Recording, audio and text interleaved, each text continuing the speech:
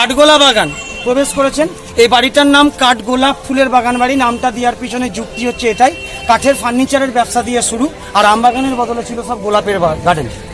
কাঠ উইথ গোলাপ দুটোকে নিয়ে কাঠগোলাপ।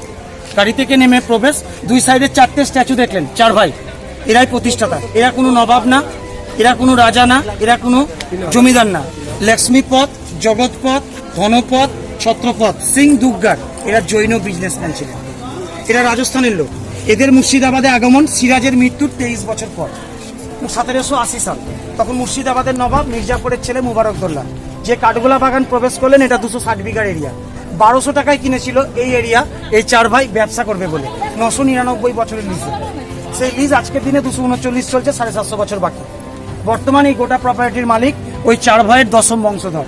কলকাতা ভবানীপুরে থাকে। বর্তমান মালিকের নাম সঞ্জয় সিং দুগ্গার। এই 30 টাকা টিকিট ওনার, এই টিকিটের পয়সায় কাঠগোলা বাগান চলে। এটা প্রাইভেট, এরা জৈন, উপর থেকে জৈন ট্রাস্টি বোর্ড দেখাশোনা করছে। তবে এদের আসল ব্যবসা ছিল সোনা, পান্না, হীরা, মণিমুক্ত পাথরের। এরা সুরঙ্গ পথ দিয়ে ব্যবসা করতো। সামনে সুরঙ্গ পথ দেখাবো।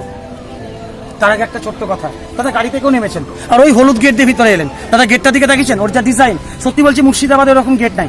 ওরা বলতো নহবত গেট, নবাবরা প্রবেশ করলে উপর থেকে ছানায় বাঁচত। কিন্তু এখন নবাবী যুগ নাই বলে নবাব গেছে মোড়ে, হাতিও গেছে সরে। এখন একটাই গেট, টিকিটের 30 টাকা রেট, আর বাইরে আছে গাড়ি। সুরঙ্গ পথ দেখার জন্য চলুন তাড়াতাড়ি।